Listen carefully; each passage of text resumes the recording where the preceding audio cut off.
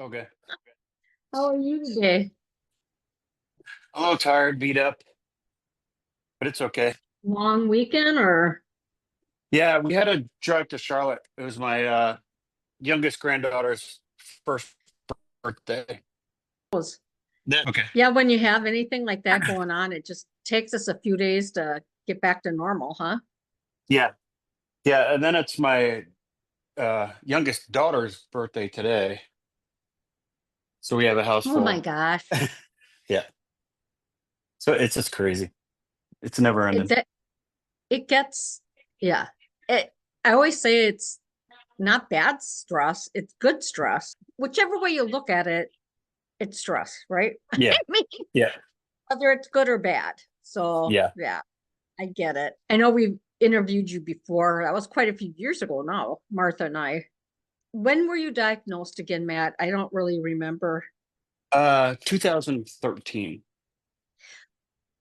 2000, and that was before they had the antibody tests, right? Yeah. So they were going off my what is it? PPO antibodies, whatever. Yeah. And mine was I don't know, can't remember if it was 1,600 or 16,000, something like that. It was super high. There we go. So it was a diagnosis of exclusion then, right? Yeah, well, at first, because then I never really got diagnosed until we went to the Mayo Clinic in Rochester. And they are the ones that diagnosed you. Who was the doctor? Do you remember? I don't remember that.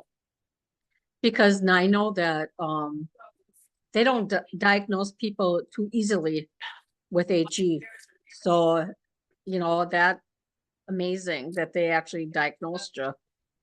Yeah, I it was know that. actually it was kind of nice because when I first got there, I was like this, walking, talking, being normal. And then by the fifth day, I was in a wheelchair. I couldn't walk, couldn't really speak. So he got to see the progression almost every single day. You know what? That sounds terrible, but lucky you. Yeah, yeah, Right? yeah, I mean, they got to see it in full yeah, motion. yes. Because And I think that's that the really thing. helped. Yeah, that's the thing about this disease is that you can look fine one day and then do a Yeah, little bit and not be fine the next day. yeah, So just it's crazy. it's yeah, I can understand why doctors are confused by it. Yes. I know when I was diagnosed in 2011, um, they didn't have the spinal tap autoimmune antibody tests yet. That wasn't developed until 2014. Um, I was told when I was at Mayo in Jacksonville, we went into the lab and Hmm. where they're researching autoimmune encephalitis. And that's what they were saying. And I was surprised. I don't know. I never did go back to look at my spinal tap results, but I know they didn't do that. They didn't have it. Yeah. So, Yeah, I they mean, did they the go ahead. I'm sorry. oh no, no, yeah, they did two lumbar things with me, the spinal stuff, fluid, because one came back something positive for something, but that yeah, Proteins probably or bands or yeah, I something. don't remember now. It's been so long. Well, that's just it. I had two or three of them, but I couldn't tell you exactly what they showed anymore. Yeah. I know they used them to diagnose me, Yes. so whether or not, and sometimes those can be clear too. It can not show anything. I think when I had it done, the very first one, excuse me, was to make sure I didn't have MS.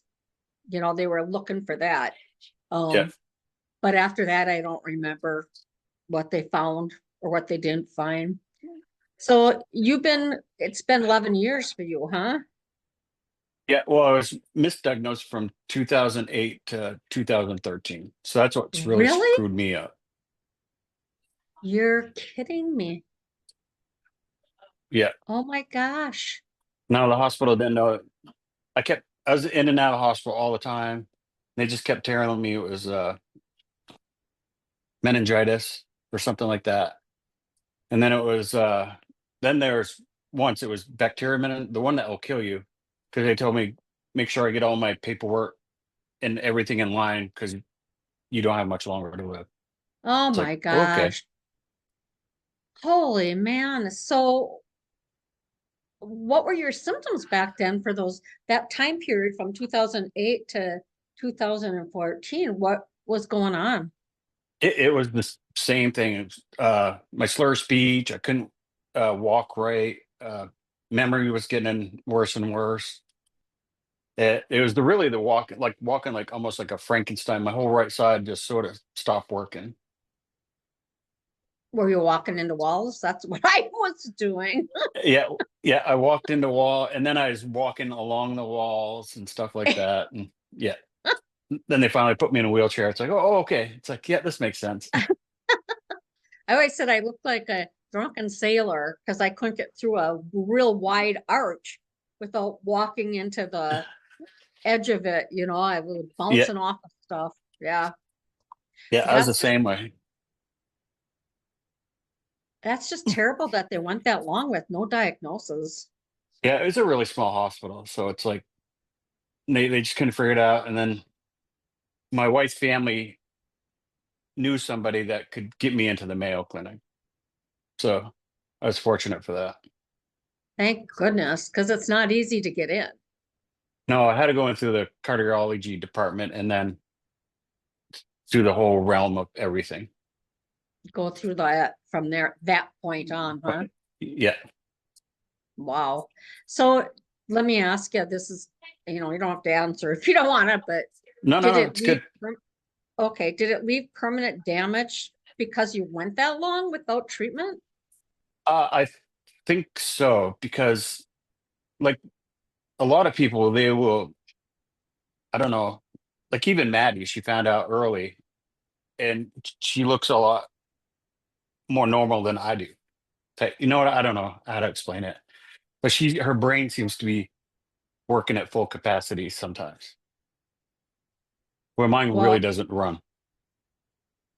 not going all the way up, huh? Yeah, I I know the longer it takes, they say the more damage can be done. Um, that's what made me wonder. You went so long. I mean, I probably yeah, went a year or two without being diagnosed, and I know at least somebody else in. I know that it left me with some issues. I could never work again after that. There's yeah. no way. I would not be dependable by any means of the word. No, Um, so what did they start you on, Matt? What did they start uh, treating you with?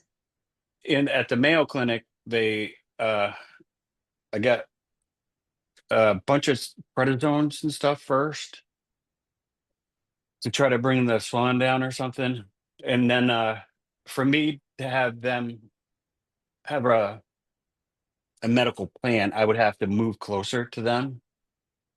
But Oh, I lived in wow. Vermont. Yeah, I lived in Vermont then, so it's like I can't do that. So they talked to the doctors at my other hospital, and my doctor there was a neurological oncology, and she sort of had a grasp of what was going on. And that's when I started getting the IVIG. Well, first I got the plasmapheresis for 8 months to get my Oh, numbers wow. down. And then I got the IVIG and the Rituxan, and I was on oral steroids then. Are you still on those treatments Yeah, every 12 days. for the IVIG? IVIG is every 12. Get a large dose of steroids every month, and then I get Rituxan every 3 months. Holy moly. Wow. Well, good for you because not all doctors are that aggressive. Yeah, well, I also have stiff person syndrome, Oh, so that really helps with the treatments, I feel. yeah, that makes sense because yeah, they have to be aggressive. I mean, you've got a lot going on. I Yeah, know I've got several rare autoimmune diseases besides HE also. So I continue to get IVIG also. After, and it's been 13 years for me, and I'm still getting IVIG, but I don't dare stop it because I don't want to know what happens. Yeah, me either. Yeah, I don't need that, you know? no. So you said you were not, what were you, what did you do for a living, Matt, before you got sick? I was actually, but I didn't sell the wheelchairs, but like a physical therapist would call me up. I would come and we would custom fit a wheelchair to a person. Okay, So I handled okay. all that, the custom seating, the driving capabilities, all that stuff. Medical equipment then, basically, huh? Yeah, yeah. Well, I really specialized in the wheelchairs, and they had other people for the other equipment. Well, that was kind of C- handy considering you ended up one in one Yeah, for a yeah, while, right? yeah, yeah, You knew what was going to be involved. yeah. That's for sure. Uh, so do you ever find yourself back in that same position that you were? You know, where you are in a wheelchair? Do you ever progress that bad again? Uh, Not lately. Because we moved from Vermont to South Carolina because the winters were just too cold. And then right around every Christmas, when all the stress and stuff came around, I would end up in the hospital for 10 days to get special treatments. And then I would have troubles really walking. I was slurring a lot. And it's been, I think, 3 years now that I haven't been in the hospital. Wow, that's amazing. Yeah. That's great. I did they ever try self-stepped or Imuran for you? Anything Uh, that kind Yeah, of a treatment? I did Imaran. I didn't do Cellcept. Uh, I've tried, like ozone therapy. I've tried so many things. I was so kooky. It's like, oh, okay, I'll try this. Well, you're at the grace of the doctors, right? And you're hoping they know what they're talking about. Yeah, yeah. Yeah, I was on Imuran for 10, 11 years. 11 years I was on Oh, Imuran. So yeah, I used to say that was my magic answer to my issues was the Imuran and IVIG. It seemed like if I stopped one, I would regress. If one or the other, I couldn't. It had to live be without both. the other. Yeah, But thank God in my situation, I've gotten off of Imuran, and I'm still get IVIG, but not as often yeah, as I was getting it. So I'm happy about that. yes, yeah. Have- I was on a short stint.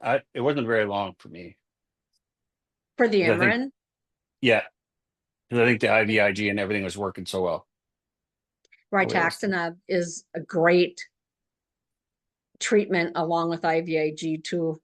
That's a great treatment plan that Yeah, you're getting, you know. And I know there's not a whole lot of doctors out there that will be that aggressive. So yeah. that's great. That's wonderful.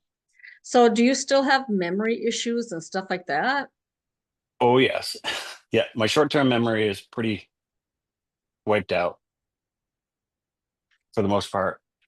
Like I know I went to Florida for a conference, but I don't remember the conference at all. Really?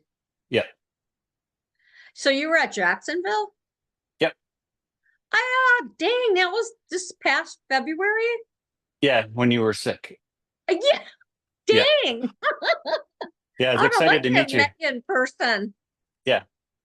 I still feeling sad about I'm missing that one. Uh, I'm sorry. Stupid shingles. Oh, yeah, that's terrible.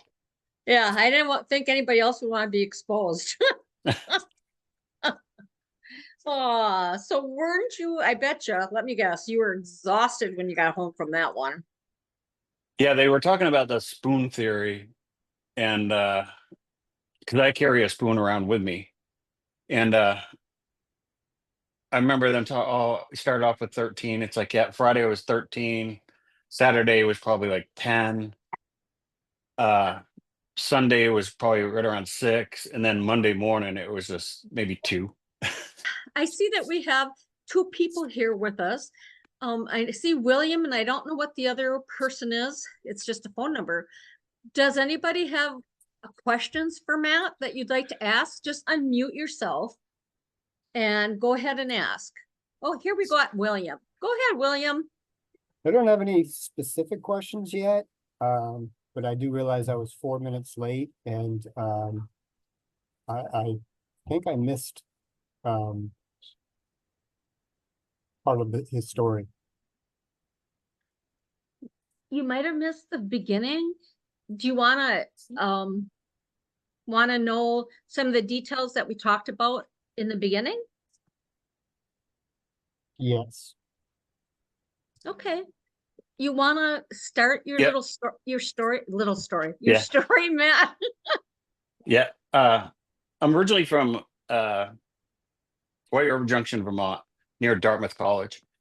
And that's the hospital I went to, is their medical school. So from 2008 to 2013, I was misdiagnosed with like just meningitis and all this stuff. And then finally, I went to the Mayo Clinic where I actually got my diagnosis of HE. Yeah, 2013. Yeah. And that's when I went back to Vermont, and they started me on plasmapheresis for 8 months to get my numbers down.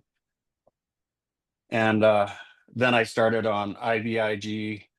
I was taking oral steroids and Rituxan every 3 months. And I was getting the IVIG every 12 days. And you, at that point, you had been going undiagnosed from all that time, right? Like we Yeah. talked about. And how long do you feel that it took you to get, I know we don't all get back to baseline, but how long do you think it took you to start feeling a little bit closer to Quite a yourself? quite a while, because when I left the Mayo Clinic, I was at the level of a 5-year-old. You're kidding me. No, so I had to learn how to eat, talk, shower myself, all that stuff all over again. Oh And that I my was gosh. in physical therapy and OT for I think 2 years for that. I was just going to ask that question if you had physical therapy. Yep. Wow. And then where we lived, it snowed so much that I looked out the window and I thought my whole world were these 3 other houses I could see. And that was it. It's like, and then I'd finally get to go outside and it's like, holy cow. It was just crazy. And There's like, a world out here. yeah, it's like, and then like my senses were overactivated because they brought me to a party store, and I remember so many colors that I sort of freaked out. And it's like, oh my goodness, what's going on? And I actually ran out of the store. And then just like feeling the breeze in my face, it's like it was It's magical. they I there's article, they call it something different now, but it used to be called flooding, when you get that whole too much information or color or sound coming at you at one time. And it used to shut me right down too. I know just what you're talking about. It would just shut me right down. I couldn't communicate. I had to go sit in a quiet space for a while, right? Just to Yeah. get my grip back, because and that's hard to explain to somebody. Yeah, that still happens to me now with sound and a lot of light. It's like, okay, time out, and then I'll go find a quiet spot.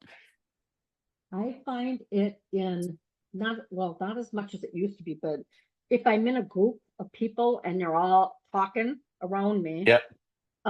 in fact, I had it happen to me in Florida, not why I wasn't there this last one, but the one before, we were all at the dinner and everybody, all these tables of people, and they're all talking, and you got somebody up in front talking.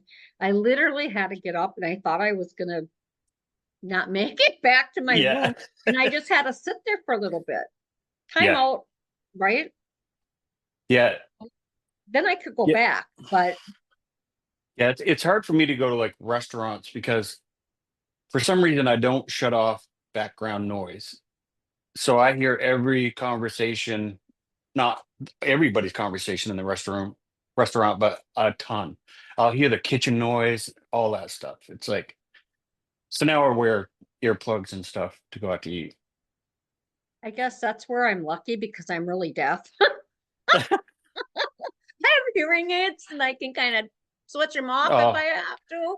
But yeah, I don't get that background noise very often. But if I'm in a group of people all talking, it definitely it yeah. gets overwhelming to me. Let me ask, does anybody else have anything that they want to ask? I want to say hi to Karen, just seeing you. Any questions? Matt's been suffering for a long time. He's gone through a lot of years of experience with this, right, Matt? Whether you want to Yep. or not. Yeah. Yeah. And then besides like the Hashimoto's, uh, that and the stiff person syndrome shut down my pancreas. So now I'm a type 1 diabetic, Oh gosh. which was And all weird. those steroids you get, that doesn't help.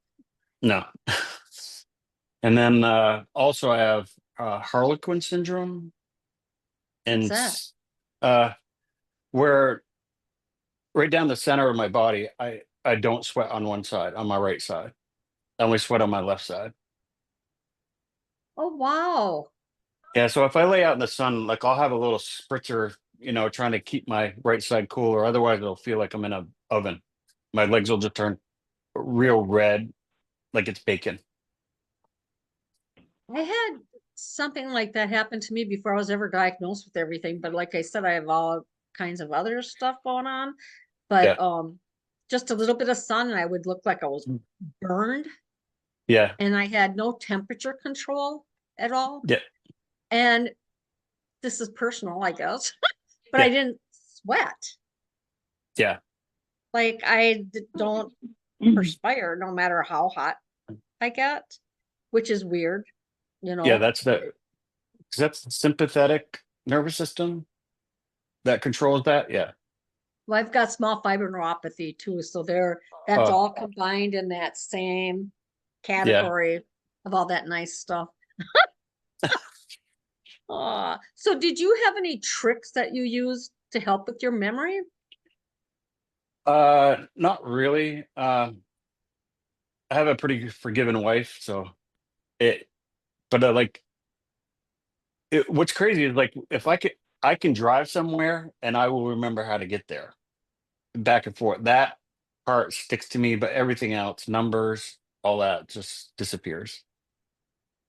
I just recently, after 13 years, in this past 6 months, can I look at a series of numbers, not a large series, but a series of numbers, look away and at least remember 3 or 4 of those numbers to rewrite. Now, I couldn't do that up Yeah. until about 6 months ago. Wow. And Congratulations. that's 13 years, Yeah. you know, and I still, my short term is really bad too. If I walk, I'm a baker. I love to bake, you know. So if I'm in the kitchen baking something, I have to sit right there and set a timer because if I walk into another room, completely out of my mind. Yeah. Yeah. I Yeah. mean, When I cook I won't myself remember. breakfast, I do the same thing. I have to sit there and watch it cook. It's like, okay. If not, So to see that is a trick that you learned for your yeah. memory. Yeah. When I did move to South Carolina, uh, after one stint in the hospital, they suggested that I go to a neuro PT and for my ability to walk and stuff. And that helped a lot. I wish I would have done the OT with the neurological team there too. I didn't know there was such a thing. Yeah, it's definitely different. Two Wow. So different. what do they do then as far as trying to give you that Uh, physical therapy? yeah, they have a thing called the neurocom, and Okay. I don't know if you ever want to look it up or something, but it's a Yes. machine where you stand up and they'll run these series of tests, and it sort of breaks down the parts of the brain that aren't working well, and then they can base their treatment off of that. Oh, So like I wow. have cerebellum atrophy, so I get real shaky uh sometimes because my feet don't know when it's going to hit the floor type of stuff. So then I get real like I shake a lot because I can't judge the distance between the floor and my feet, No which is automatic. perception. Yeah. That's one problem I had a lot of too, is I had no perception. I mean, I guess people don't talk about all their stuff that they have, right? But I Yeah. had no perception when I was driving. This is terrible to admit to even. Yeah. I would drive too close to cars that would park and I would knock their side mirrors Oh my every goodness. time because I was not able to judge Yeah. correctly how close I was. And if I Yeah, I told you how understand many that holes I ran into, yeah. one. Yeah. Bet So doors That's in, me yeah. too, Susan. I cannot see at night. I'll have it for like half a mile thinking I'm fixing to turn. I can't see at night either. I don't drive at night at all. Not at all. I can't.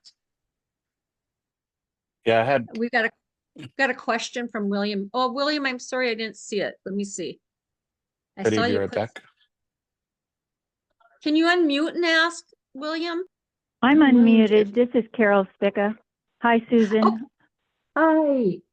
I got in a couple of minutes late too, so I was glad that Matt did the little first part over again. But I like to say I really love to hear you laugh, and you guys sound so normal that it's amazing. Normal.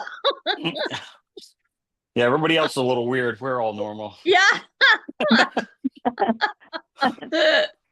Hey, well, that's nice of you. I'm glad that you got to visit with us here today.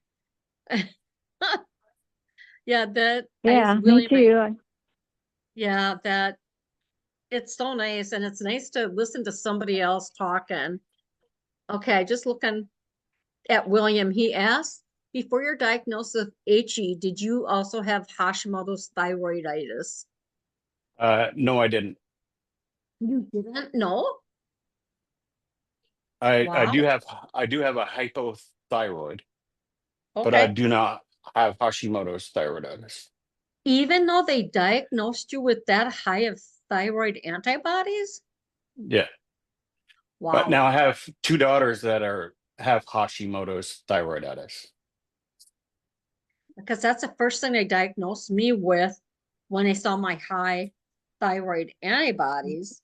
They diagnosed me with Hashimoto's thyroiditis right away.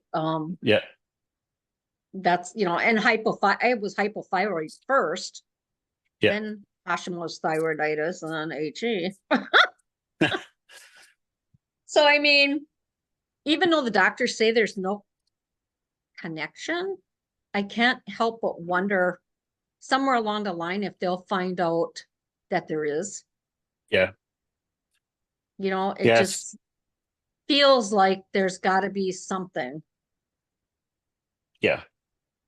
And hopefully we've got, whichever I'm sure everybody knows because I've said it over and over, Dr. Obada is doing that research and that study to see, because he's got quite a few HE patients, to see what the similarities are between all of us, which I think is going to be really interesting. That's just the first part of his study.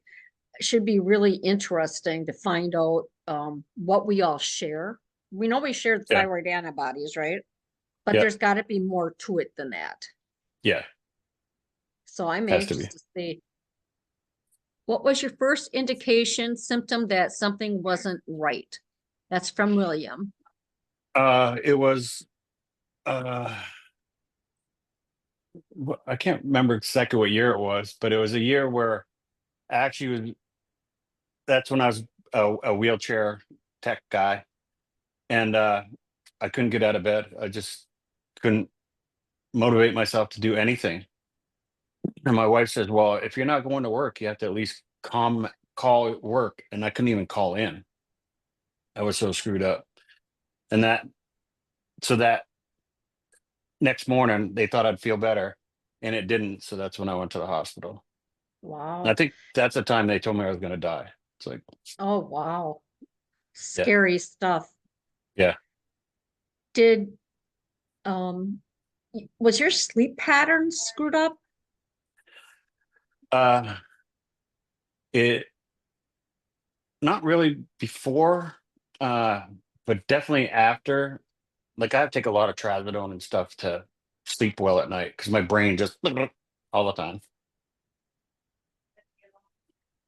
Because I find that I myself, plus I know a lot of other people that I've talked to that have HE have issues with their sleep patterns. They can't fall asleep, or once they fall asleep, they wake up. Or just the opposite. They're so exhausted they don't get out of bed. Yeah, there Okay. were times when I first moved down here that I think the longest time I went was 18 days in bed. I'd get up to go to the bathroom, my wife would bring me some food and stuff, but I would spend probably 23 hours sleeping. It just wasn't right. That's awful, awful, awful. Man, must have been a very panicky feeling. No, I don't get panicky or anything. It's really weird. I'm very calm. I have to say, I am too. I am a pretty calm person. And although in the very beginning, my personality changed. I don't know if you've ever had that, but my personality changed. I didn't know who I was anymore at Yep. that point. You know, Yep. I had anger issues, which I normally don't have. Yeah, It mine was, was the buildup before my diagnosis. I was getting angrier and angrier. And nobody knew why. Because I used to coach girls basketball. I used to do tough mutters and all that stuff. I was very getting everything out. And it's just, and my wife, after the diagnosis, says, you were getting a bit angry for no reason. It's like, I didn't notice. And then, like, that I had to go see therapy because I wasn't getting angry because I'm so sick. And it's like, well, there's nobody to really be angry at. There's no cause. I found another thing. I don't know if you experienced this, if anybody's experienced this, but I found after I was first diagnosed that I didn't have any empathy. Like I had no feelings about, you did too? Yeah. I had no feelings. Like if I knew I should be sad, I knew something was real sad and I should feel sad, but I didn't. And if I knew I should be really happy and excited, I couldn't feel that emotion. I think that bothered me more than almost anything. What about you, Karen? Did you same thing? My husband, bless his heart, he puts up with a lot with me. He says that I'm very cold-hearted. He's like, since this has happened, he said, and he's like, you are the kindest person I know. You do anything for anybody, but you have no emotion, no empathy towards anybody or anything. We just had a tornado hit half a mile from our house and half a mile from our business, and we're just like, meh. And I know that's wrong. And I know I feel bad for these people, but situations where you should cry, that it doesn't come. It's almost like a trauma response, like you compartmentalize everything to manage what's going on. Like my husband says, you should be angry with what's going on. You should be angry with how the hospital treats you and keeps pushing you around. And he's like, you just don't care. You don't have, he's like, I would punch a doctor in the face for you. And I'm like, but my response is, it doesn't do any good. It's, There is a very huge disconnect with that. And I notice it and I have to watch it because I have young children in the home and I don't want them to understand that this is normal behavior because it's not. Um, but my husband doesn't understand. He just thinks that it still functions like normal and it doesn't. No, it's bothersome because it's so frustrating when you know, I know exactly what you're saying. You know that you should feel this certain emotion and you don't. You're numb to it. And you almost have to fake it, but you can't even hardly fake it because it's not there. Did you find that, Matt, at all? Did you have that feeling? Oh yeah, yeah. I have very low empathy for anything. And my Weird, wife, huh? yeah, my wife Yeah, is a psychologist, so it it's hard for her to understand too. unbelievable. Yeah, it's just, I don't know where that comes from in the brain. I don't know. There's got to be certain part of the brain that maybe that is affected that causes that. I mean, Yeah, I'm better than I was, but I still don't react the way I used to react. I mean, it's very hard for me to cry. yeah, And I used to be a crier. I'm not proud of that, but I mean, I used to be a crier. I'd cry at, commercial. yeah, And now I'm just like, yeah, it's not there anymore.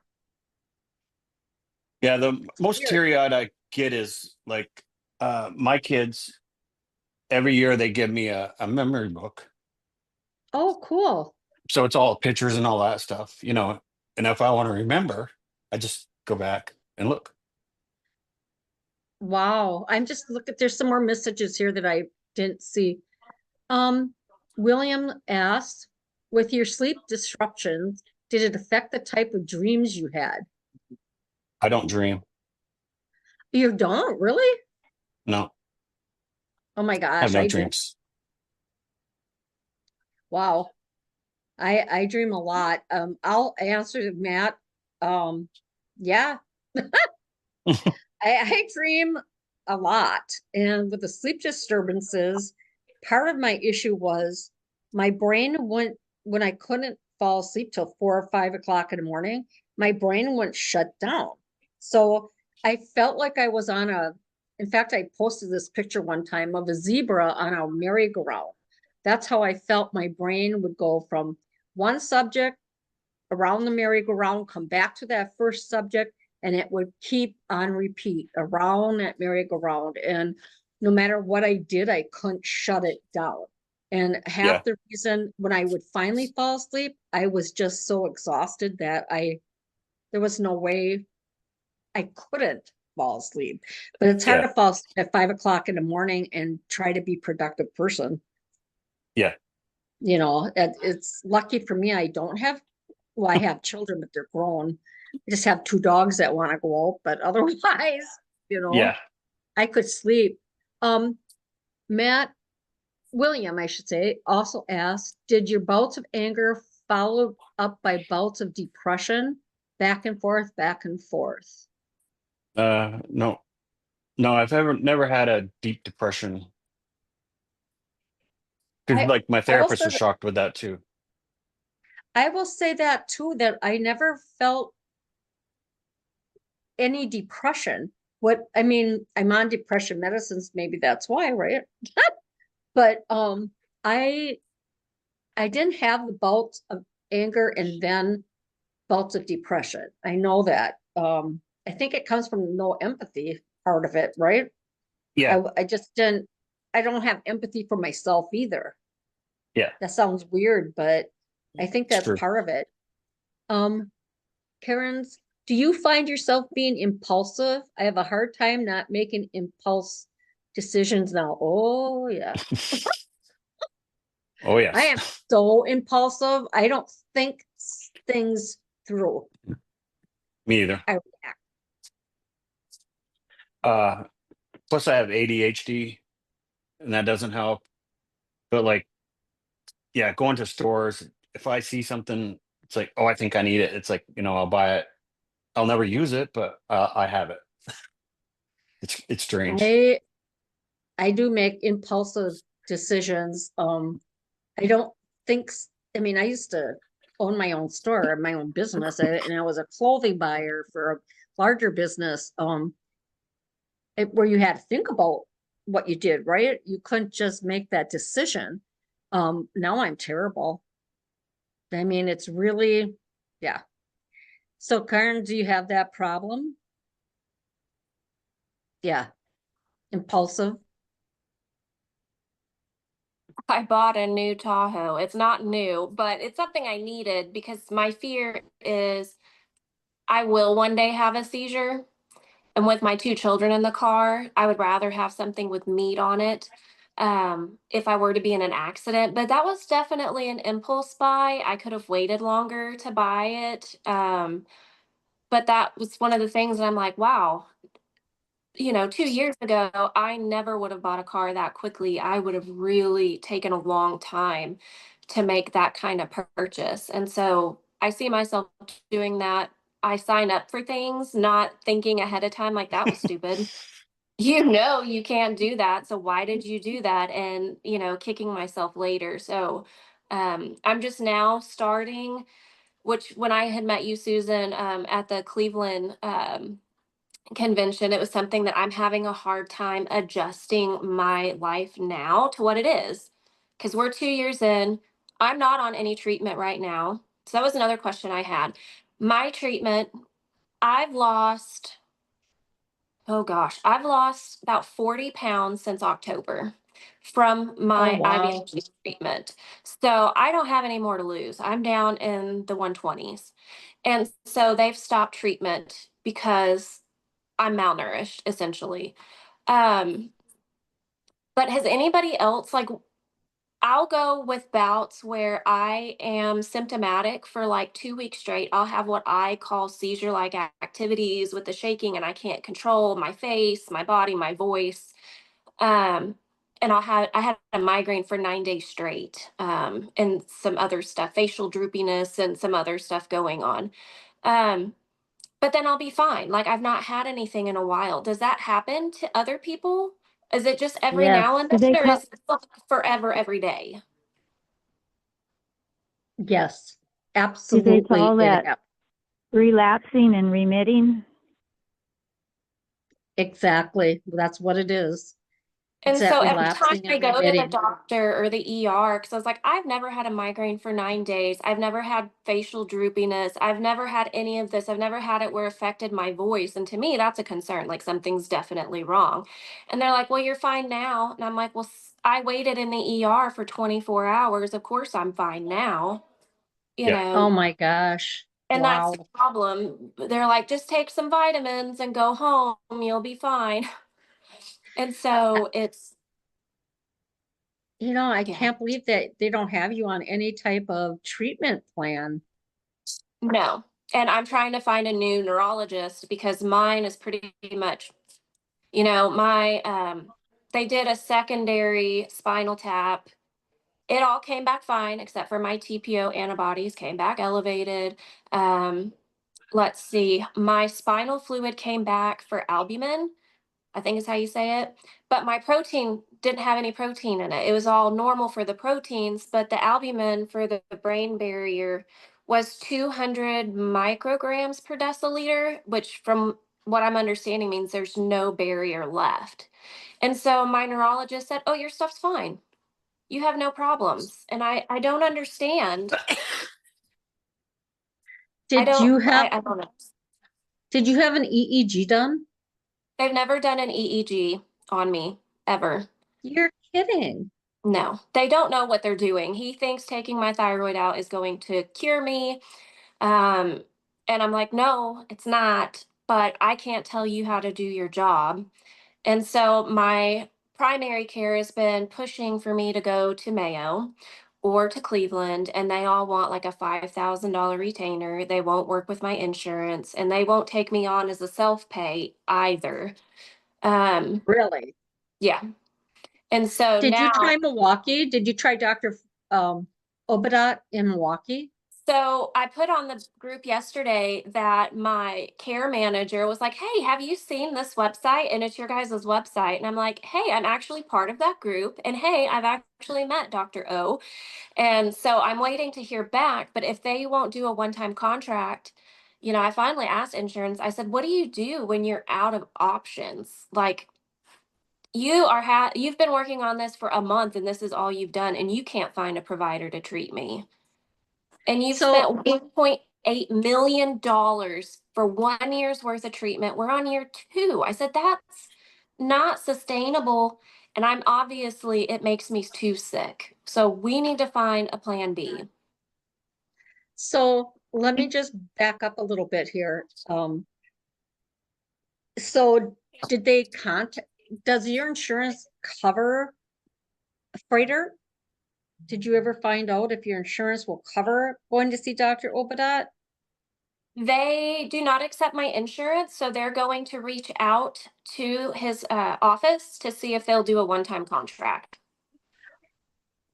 I actually have messaged Dr. Obadat on my own and asked for another person who's trying to get help.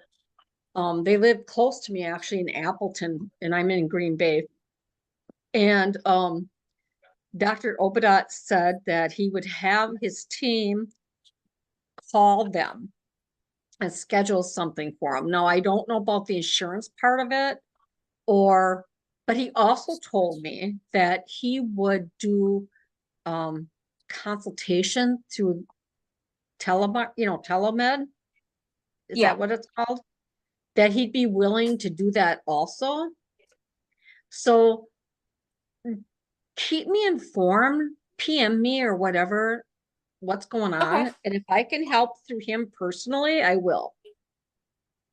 Well, I know that my insurance is now using your guys' website as like the Holy Bible to get this figured out, because they had never heard of it. They're like, "You have what?" And I'm like, "Well, it's super, super rare. So good luck finding a provider that actually knows what it is and how to treat it." And everywhere I've went, they're like, "I can't help you. I can't help you." And I'm like, "Fabulous. Find me somebody who can. Stop passing the buck to the next person." That's so frustrating. You should not be going without treatment. I mean, I'm not a doctor and I shouldn't be, um, I haven't done medical treatment since advice, Thanksgiving. Yeah. but I you should not be put on going without 5 treatment. pounds. Yeah. Well, I got down to 119 and they're like, "Whoa." And so I'm up to 124, 123 now. So I've gained a little bit, but I can't gain it back fast enough. For every treatment that I would do, I'd lose 5 pounds Wow. I wish because I had that I would be problem. so sick. What were you on, steroids? Is that what was doing it? What So I'm medication were you allergic to on? steroids. So steroids cause my blood pressure to be so high, they worry that I'm going to have a stroke. So normally my blood pressure is like 100 over like 58. It's low. Oh, And so wow. that makes it like 160 over like 95, and they get really nervous. So we have skipped it altogether. And at this point, I'm like, "Hey, just put me on some Dex in the hospital for 5 days. Let's see if that works. Do anything.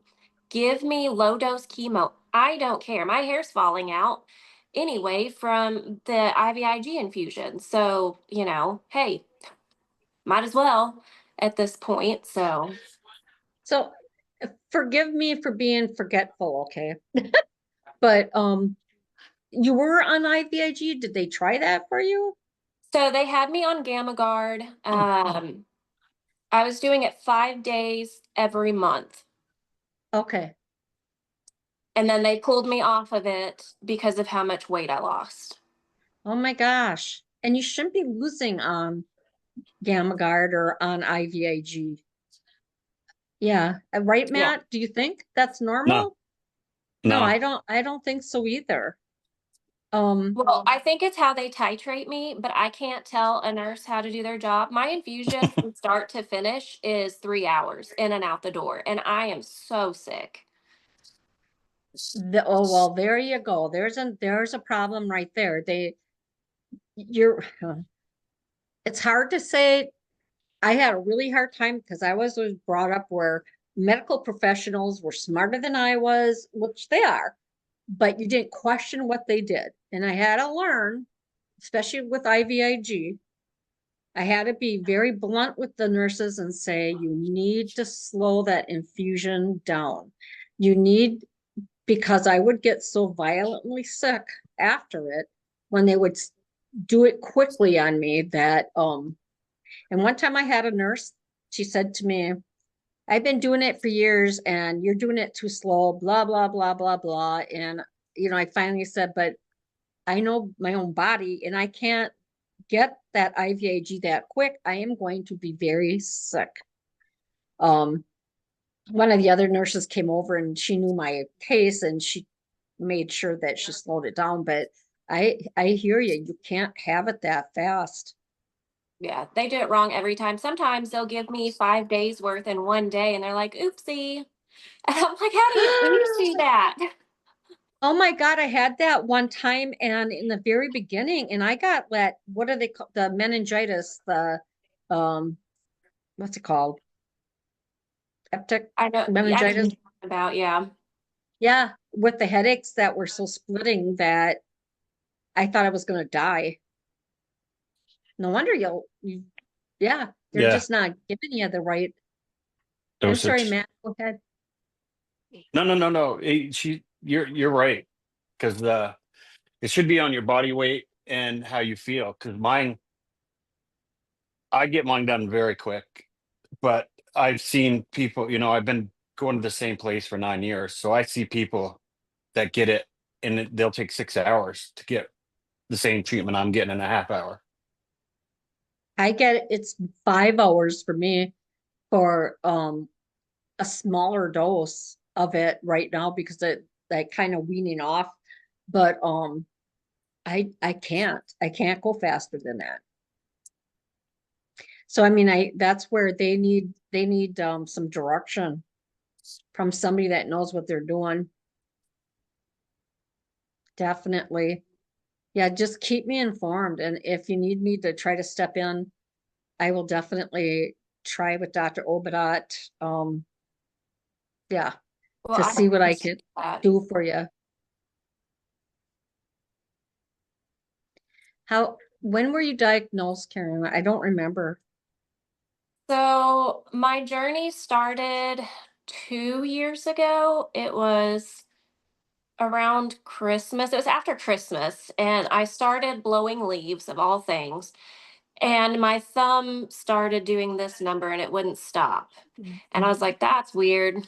Was just doing a primary care check-in and I said, hey, by the way, this is doing this, and that's not normal.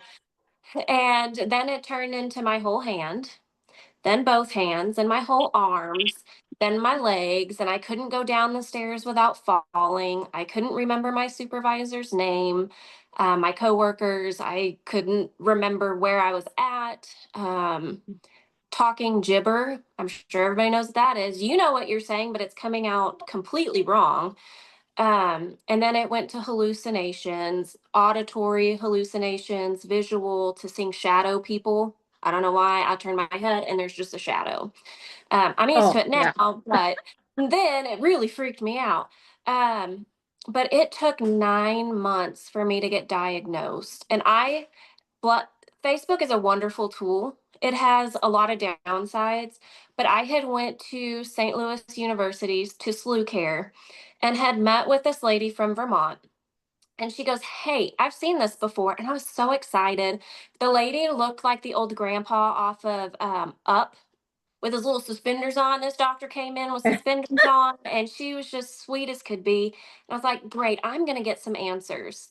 And she was like, well, I've seen this before, down to this, this, and this. We took the lady's thyroid out, made everything 1,000 times worse. She's like, I don't know what it is, but it has to do with your thyroid. Come back when we're smarter. I can't help you. And to hear that from like a university hospital is just defeating. Like, and I'm a religious person. Some people aren't, but I use my faith heavily throughout this journey. And I just remember I had my kids with me. They went to the zoo. My mom was with them. And I was like, well, I can't cry because I've got my kids with me. And I just remember the next day on the way to work, and I was like, God, doctors can't help me. Nobody can help me. I just don't know what to do. And I was on a Hashimoto's, just general Hashimoto's thyroiditis page, and somebody said, hey, check out this page. And they had told me to go to your website. And then I got booted off the page.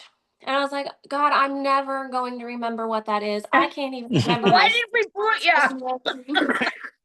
I was like, I was so upset. And like I said, this gets into the religious. So if you're not, just kind of glaze over it for a minute. But I prayed to God. I was like, God, you're the only one who can help me. I have nowhere else to go. I've tried doing this on my own and I can't. I'm at a standstill. And a couple days later, I kept hearing Hashimoto's encephalopathy over and over and over in my head. And I was like, all right, God, I'm listening. I'm listening. I've got my ears on. And I Googled and the group came up and I was like, oh my God, I've got this. And I called my husband and I was so excited. He was like, are you okay? What is wrong with you? I was like, I think I've got this. I think this is it. I think I've got it figured out. And I was telling everybody about it. And I messaged my doctor and he's like, I've never heard of this. And so technically, Facebook diagnosed me through the power of, hey, check this out.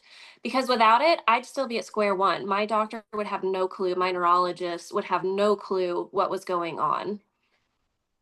And that's how we came to the diagnosis. I think I got it in September the following year. So from So you December to went quite a September, while without, yeah, you Yeah. went quite a while without anything to even start with.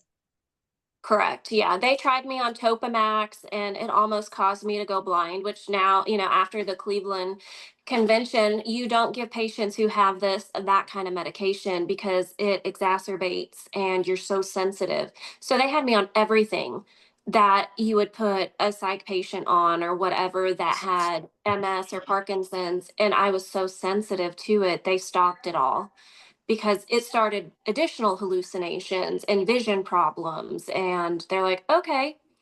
But it was a long process. And still, I know more than my doctor does, which is scary. You're looking for that comfort and you're not getting it. So I go to you I guys. understand. I get that, when you start to feel like you are educating the doctors, right? I mean, you shouldn't Yeah. have to do that, but you feel sometimes that, and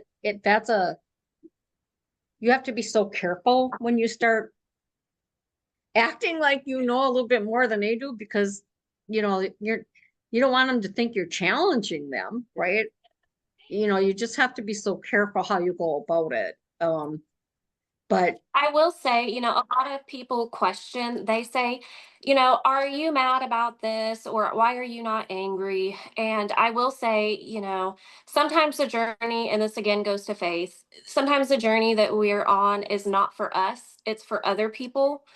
So the 9 months that we worked through all this with my neurologist to get this figured out, the struggle that I had to go through, he has since then diagnosed other people very quickly. They got the treatment they need. They immediately went into remission. So my journey has not been easy, but thank God that these other people are not having to go through what we're going through, that they got the treatment they needed so quickly. And this is now hopefully going to be a thing of the past. Um, and if it does reoccur, they know what they need to do immediately to get that treatment. So that's one of the plus sides of my journey, which is kind of nice. that is the whole reason HESA was started, was Yeah. to help others get diagnosed and actually kind of make awareness of the disease, because there wasn't much awareness whatsoever on HE when I was diagnosed. So, well, like I said, just let me know if you need any help with any of that going forward. You mentioned headaches, and that was one thing I remember before I was diagnosed. I had headaches every single day, and I'm not talking just regular headaches, like you're talking probably close to a migraine headache. Never went away. I'd go to bed at night with it, wake up in the morning with it. It was constant. And then I would have what I call, they were like electrical bolts of lightning that would hit me like from the top of my head and go travel to my toes, or from my toes to the top of my head. I don't know. Matthew, did you have any of that? Yeah, I used to call it my fireworks. Like it felt like fireworks just going through the whole body. It's like sorry. Exactly. And scary, right? If before you know Yeah. what it is, it's scary. You have that terrible zapping, I Yeah. call it zapping, and it was just something misfiring, that's for sure. Yeah. Something wasn't right. And then I also had in the beginning, I had all the symptoms too that are listed. I did everything. The nonverbal, like you said, talking gibberish, wanting to say the word mirror. I always remember this one, and saying window instead, and looking at the mirror, knowing I want to say mirror, but wouldn't come out. It came out window. Or thinking people when they were talking to me, I would just felt like they were Charlie Brown talking. I couldn't understand what they were saying. So there's so many different symptoms involved with this diagnosis. And I think that's one reason it makes it so hard for doctors to diagnose a person with HE, because it's just so many different things that can be going on that it's confusing to them. Yes. And also in her case, I went to John Hopkins. They told me I'd have to come off all my medication for them to start all over with me to make their own diagnosis. And it's like, hell no. And then I went to MUSC, which is a teaching school, and I saw 3 different neurologists there. Third one finally, we are not qualified to take care of your health here. It's they had no clue, where the first 2 were trying to dub around with it. Instead of just coming out, I have no clue. So then now, if I have to go to the hospital to get a treatment or something, my wife feels that she knows more than the doctor, and she will tell him the exact treatment I need, how much, all this stuff. And then where we are now in South Carolina, they had an intern actually Googling Hashimoto's encephalitis and treatments and all that stuff, and everything we said was correct. Unbelievable. Isn't that kind of Yeah. sad that they have to Google it? Yeah. They're medical professionals and they're Googling it. Yeah. And then I don't know where she lives, but I have a doctor out in Jackson Hole. He sees a lot of the Mayo misfits, he calls them, because they really don't know what to do with them. But he says the problem with doctors today is that they learned everything from a book. They'll only go by that book, and they won't think outside the box. And that's where they sort of get stuck, trapped. It's, you have this disease, this is this treatment. If it doesn't work, well, you don't have this disease. Where he thinks outside the box and tries different approaches to the disease. Yeah, I agree with that. Well, same the old saying that they teach doctors: if you hear hoof prints, right, think horse, not zebra. Yeah. I mean, it's basically the same thing. They don't want to think outside that box. Yeah. Because they don't know what to do with it. Yeah. What do they do with you? Yeah. I was fortunate. I was very fortunate. The neurologist I had that was familiar with HE, but it even took her 9 months to diagnose me. Yeah. So I mean, yeah. And the guy I see out in Jackson Hole, I don't know if you ever seen that TV show House. Yeah, of course. He is just like that guy. You're kidding He me. swears the whole 9 thing. Yeah. Oh, I it's would crazy. love it. He's hilarious. So he likes the puzzles.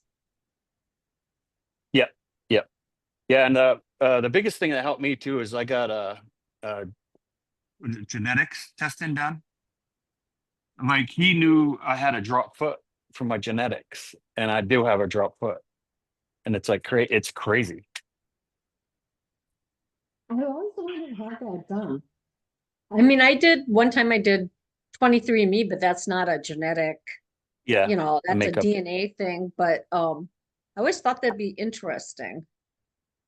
Yeah, because it really lays out your life. Because like you really don't want it done for insurance reasons, because then they know you're going to be a bigger problem. Exactly. But if you You go don't through a want to private pre-warn person, yeah, them. Aw, So well, I that's did just, order that sequencing kit. I know that something had put that on there. I'm at they've extracted all the DNA and they're starting the sequencing process. So I'll keep you guys updated in about 4 weeks to see if there's anything in there of significance that might potentially be linked with what everybody else has. So, because I know some of those gene variants can present with some of the symptoms that we have. And so I'm wondering, I'm curious. I did it more for curiosity than anything, just to see. yeah, there's gotta be, the problem is, as far as research and stuff goes for AG, is that nobody's ever really taken it and researched it per se. They've researched autoimmune encephalitis, right? And they've yeah, got a panel that tests for that, but the panel does not include HE. It just includes all the other ones that they know about, the known antibodies. The problem with HE, there's not a known antibody. So I got back myself up a little bit. Because it's such a small slice of that autoimmune encephalitis pie, right? yeah. Nobody wants to take it on to research it. Why? No, Right? There's so few of us that it's not, I'm guessing this is part of it. There's not enough profit in it, right? correct. For them to take that on and research it. So I guess that's one of the reasons I was so tickled pink with Dr. Obadat that's willing to do that. And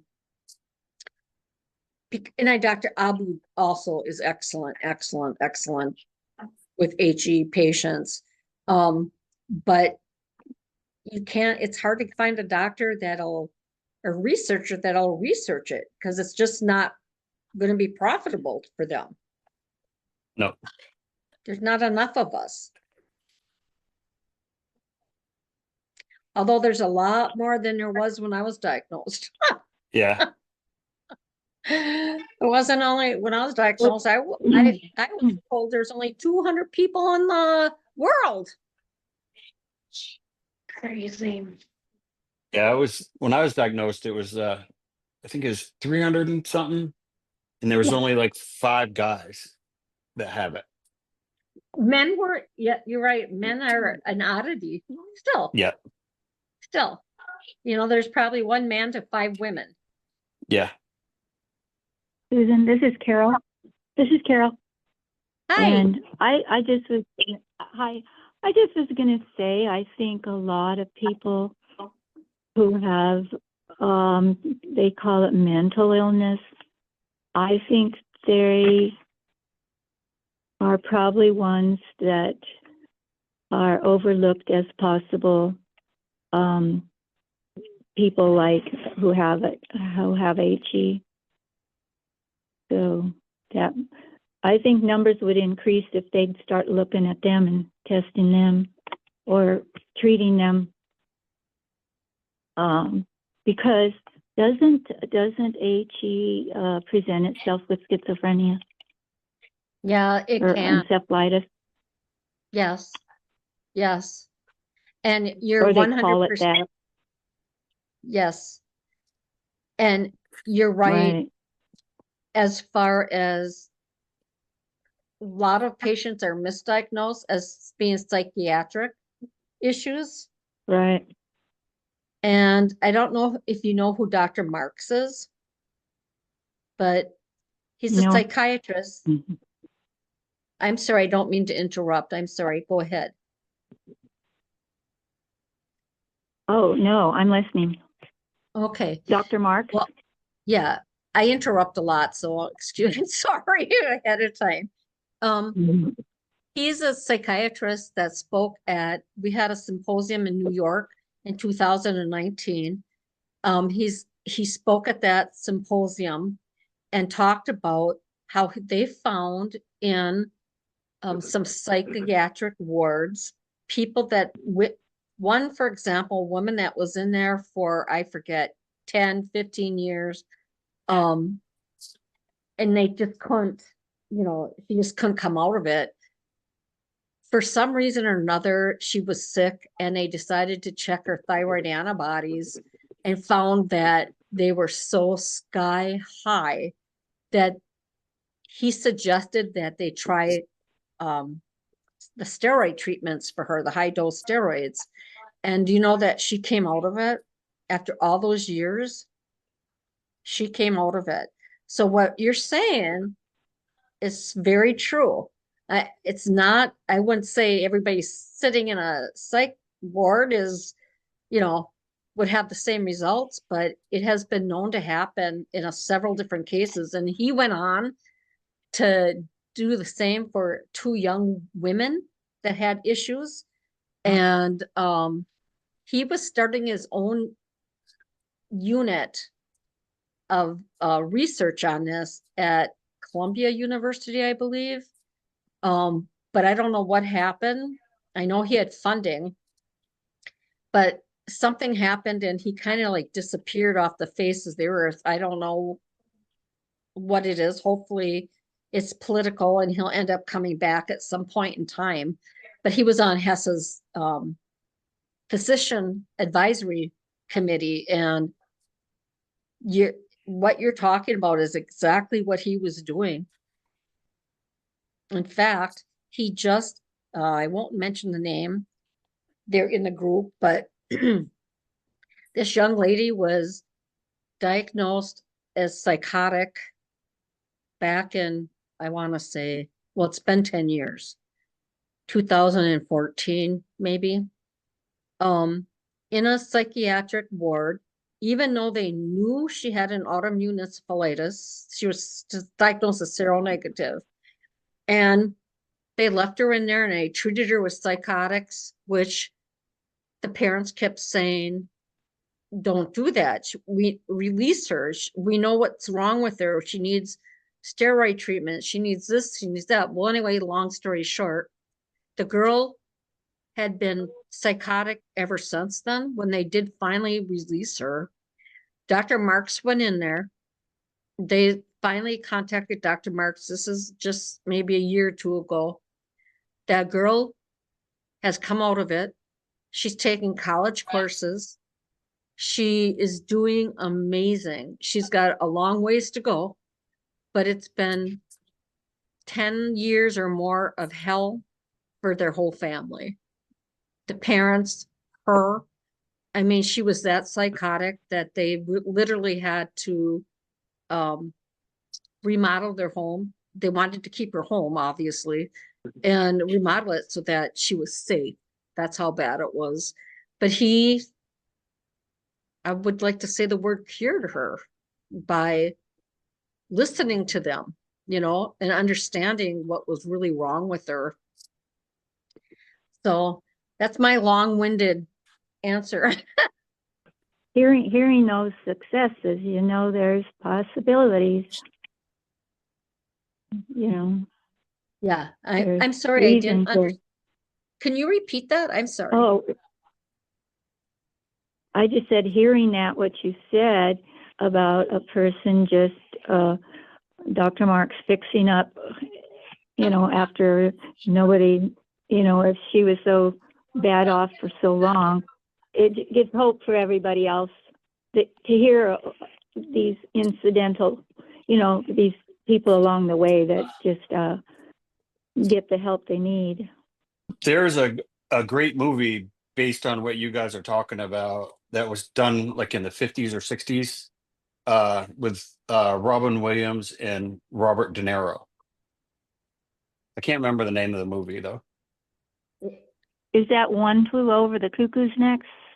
Nope, nope. Or is that a different one? It's a Okay. different one. That's the one I was Okay. thinking of too. It's about all these. Yeah, Yeah, they're all in a medical ward, you know, the psych ward and stuff. And the Right. guy, that's when steroids started being used for that. And they, all of them, you know, majority of them came out of what they were in a funk. You're kidding. I don't know if I know that movie. I'm gonna have to research it. Yeah, it's with Robert De Niro and Robin Williams. I'm actually gonna write it down because when I hang up, I won't remember. Yeah, That I was gonna run up. surprise It's gonna run upstairs and try to ask my wife who are the people. Then I remembered. Robert De Niro and Robin Williams, right? Yeah, yeah. And Robin Williams was the doctor, and Robert De Niro was the patient. Oh, I have to look that up. It's See a if I really can- good movie. I mean, And you're right. That sounds so close to what we're talking about.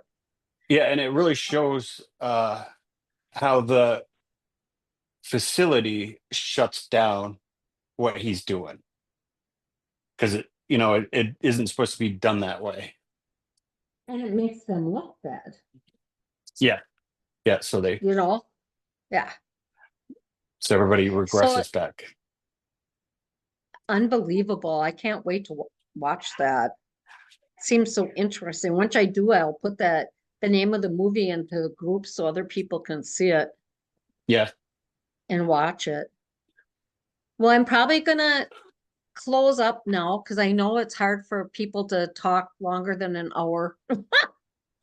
It's hard for me. I know that. I start to lose my focus after a while. But did anybody Yeah, have anything else to say? I do.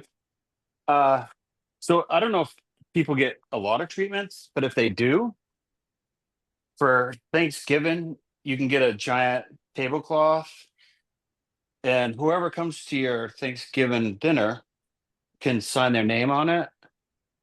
And then Aw, every year you change the color. So well, every year that's cool. so this is what I do for a solid year in treatment is I just hand stitch everybody's name over and over. That's cool. I love it. I love the idea. Yeah, and then this way, when I finally do die, it's a family heirloom that can be passed down. I love it. If any of you, Matt, do you still have that video of you dancing at your daughter's wedding? Yeah, that's at Tideland Health. What's it called? Tideland Health Dancing Dad or something like. I know my daughter just posted a video, that video, on her Facebook page. I think she tagged me in it. Could you share that on the group sites again? To me, Yeah, I that was can. such an amazing video. You had been so sick in a wheelchair. Yeah, and that's when I was going through the neurological physical therapy. And like they use it like when you're you're learning how to walk, they'll spin an umbrella with different colors to try to make trick your brain into doing, it's Oh, wow. definitely a different therapy than normal physical therapy. See, that's nuance for me. I have never heard that before. So, Yeah, and I mean, anybody I that's come good to know. across, I tell them to look for neurotherapy because Yeah. they treat you different. Yeah, that's just amazing to me. I've just never heard of that before. I should actually do some research on it. Neurotherapy. Yeah, and the thing is called a neurocom. Neurocom? Yep. Okay. And I failed it. And then when they played it to music, because that's when I was learning the dance stuff, I did actually better with the music being played. Well, that just touched me so much when you posted that. Because Yeah, Yeah. it was Yeah. amazing. My daughter's here today, so I'll have her help me figure that out. That'd be great. That's right. You've got a party going on. Yeah, that's okay. It's a lot quieter down here. Yeah, you are awful quiet for having all that company. Yeah. Well, anyway, if anybody has anything else to say, otherwise we're gonna probably close it up and if everybody's okay with this is being recorded and we're going to edit it where I left for the dogs. And is it okay with everybody's permission that we post it in the groups? Yes. Yes, Okay, yes, with me. Okay. This is Carol. great, great. Just so that I have everybody's permission. I don't want to surprise anyone. Oops, here you go. No, Oh no. we got you on video. No. Oh, I just want to thank everybody for coming today and hopefully we'll do this again. I think it Yeah. helps everybody just to hear somebody else's experiences. So thanks so much, Matt. Thank you so much. No, thank you for having me. Anytime. Go eat birthday cake. If I'm diabetic, I can't. Oh, And I'm can't gluten even free. sneak a piece. I'll probably sneak a little bit. Okay, now I feel better. Yeah. All right, thanks everybody. We'll see you again. Thank you. Bye bye. Yep, It's nice bye-bye. meeting Thank everybody. you, guys. Bye. Bye, guys.